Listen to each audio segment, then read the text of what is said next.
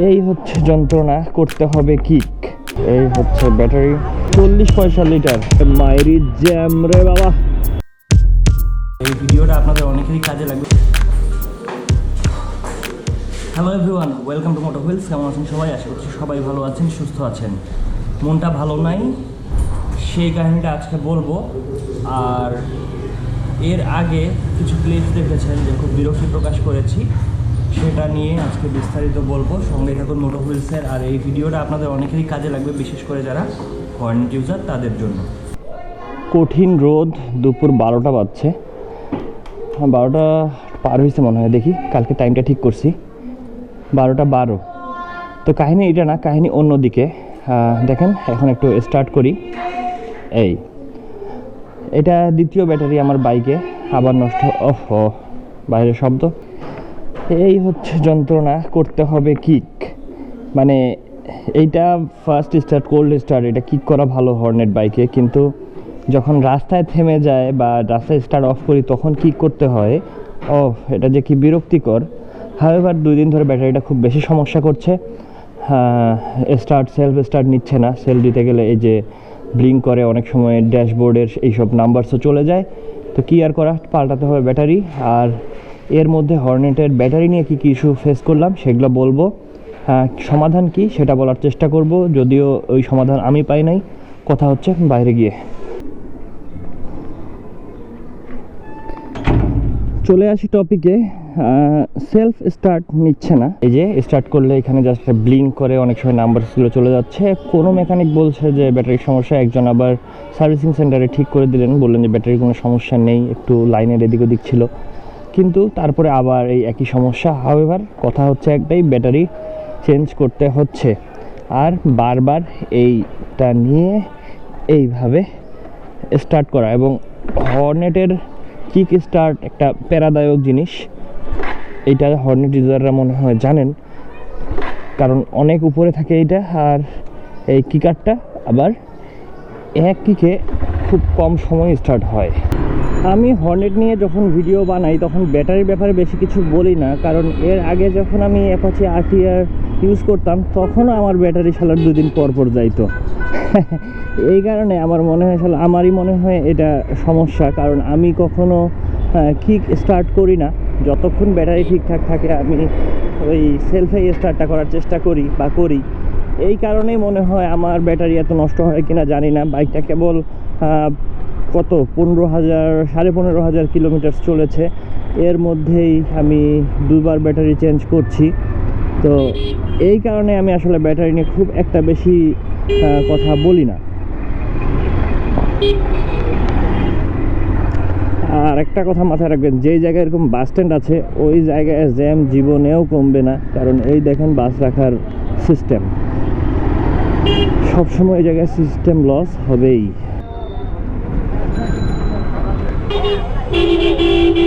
তো এই হচ্ছে ব্যাটারি, এক্সাইড এক্সপ্লোর, স্পেশালি মোটরসাইকেলের জন্য বানানো। বিভিন্ন ব্লগ আর ভিডিও দেখলাম যে এটাই সাজেস্ট করছে অনেকে। এছাড়া এমারনের ব্যাটারি আছে, আর একটু কমে পাওয়া যায় হ্যামকো। এর আগে হ্যামকো লাগাইছিলাম, সেটা এই তো মোটামুটি 7-8 মাস চললো। এবার এটা ট্রাই করি, দেখা যাক। কিন্তু ব্যাটারির লাইফ আরও বেশি হওয়ার কথা, এগুলো মেনটেন্যান্স ফ্রি। তো এই হচ্ছে ব্যাটারির দাম, 1800, বাট এখানে 1750 নিল। আর এখানে অলরেডি কাজ শুরু হয়ে গেছে। এটাই তো সবচেয়ে হাই গ্রেডের ব্যাটারি, সবচেয়ে ভালো ব্যাটারি।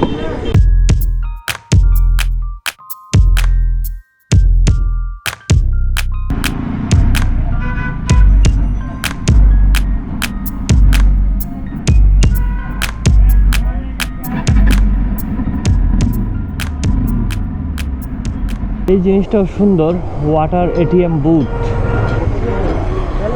বাঁশবাড়ি ওয়াসা পাম্প, ড্রিঙ্ক ওয়েল। সুন্দর একটা উদ্যোগ। এখান থেকে কিন্তু আপনারা প্রয়োজন মতো পানি নিতে পারেন। ভাই, লিটার কত পড়ে? 40 পয়সা লিটার। খুব সুন্দর একটা ব্যাপার। All set. এখন একটু টেস্ট করি, দেখি। হ্যাঁ, যাই একটু এদিক ওইদিক। যদিও ঢাকায় টেস্ট করা হচ্ছে আরেকটা বিরক্তিকর কাজ। গতকালকের স্টোরিটা একটু শেয়ার করি। কালকে যখন আমি একটু ফিক্স করলাম সার্ভিসিং সেন্টারে গিয়ে, তো বললো ঠিক আছে, তারপরে বাসা গিয়ে ভাবলাম যে একটু বের হই, দেখি কি অবস্থা, না হলে আজকে আবার রাস্তায় যায় দেখা যাবে যে জ্যামের মধ্যে আমাকে কিক স্টার্ট করতে হচ্ছে। তো টেস্ট করতে বের হয়ে প্রথম স্টার্টে দেখি আবার একই সমস্যা।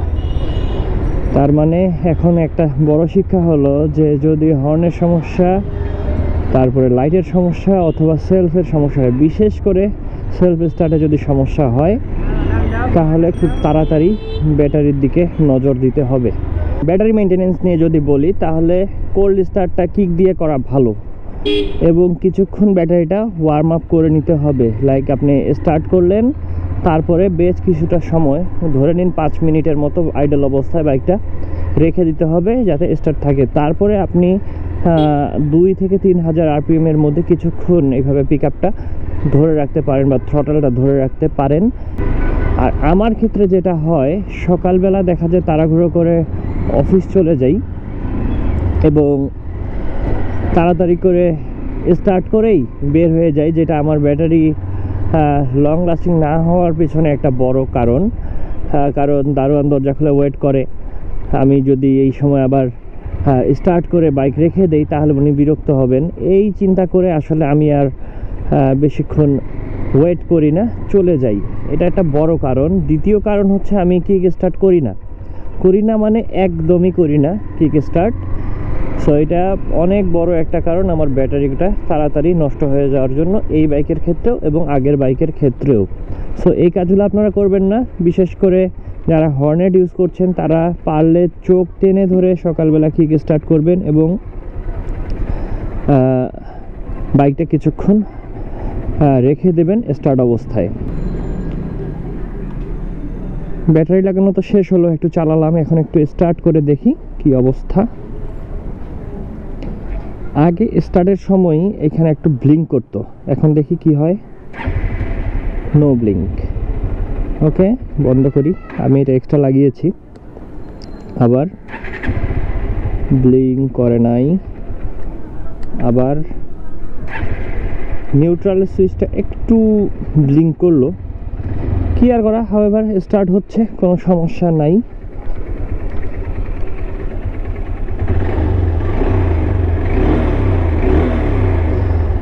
ওকে, তো আমি বাইকের মেনটেনেন্সের জন্য যে জিনিসগুলা রেগুলার করি, চেনটা সবসময় লুব্রিকেট করে রাখি, ক্লাচটা সবসময় লুব্রিকেট করে রাখি, বাইকের চাকার হাওয়া ঠিকঠাক আছে কিনা সবসময় সেটা চেক করে রাখি। আমার তো সিঙ্গেল ডিস্ক, সেই ক্ষেত্রে পেছনের ব্রেক শুয়ের দিকে একটু নজর রাখতে হয় এবং সামনের ব্রেক প্যাড রেগুলার চেঞ্জ করি। এই কয়টা জিনিস আমার একদম রেগুলার চেকিংয়ের মধ্যে থাকে। আর বাইক ওয়াশ যদি বলি, কখনো কখনো 1 মাসে একবার এটা রেগুলার থাকে, কখনো কখনো এটা ব্রেক হয়ে চলে যায় 2 মাসে। আর নর্মালি আমি কাপড় দিয়ে খুব কমই মুছামুছি করি, শুধু সামনের প্যানেলটা আর লুকিং গ্লাসগুলো পরিষ্কার রাখি যাতে আমার দেখতে অসুবিধা না হয়। মোট কথা বাইকটা স্মুথলি চলার জন্য যে কাজগুলো রেগুলার মেনটেন করতে হয় শুধুমাত্র সেগুলোই করি। হোপফুলি আজকে ভিডিওটা আপনাদের ভালো লেগেছে। বাইরে আর বেশিক্ষণ থাকবো না, আকাশ খারাপ, যেহেতু বাইক ধুইছি বৃষ্টি কিন্তু আসতে পারে। আর বাইক ধোয়ার সাথে সাথে বৃষ্টি আসবে, এটা খুব কমন বিষয়। আপনাদের সাথে যদি এটা ঘটে থাকে তাহলে কমেন্ট ডাউন করতে ভুলবেন না। আর হর্নেটের সাথে আপনাদের ব্যাটারির পথ চলা কত দূর এটাও কিন্তু জানাবেন। সো আজকের ভিডিওটা ভালো লাগে থাকলে কিন্তু লাইক করতে ভুলবেন না। আর লাইক করছেন যখন, please do subscribe and hit the bell icon and start an English journey with MotoWheels। ওরে মাইরি জ্যাম রে বাবা।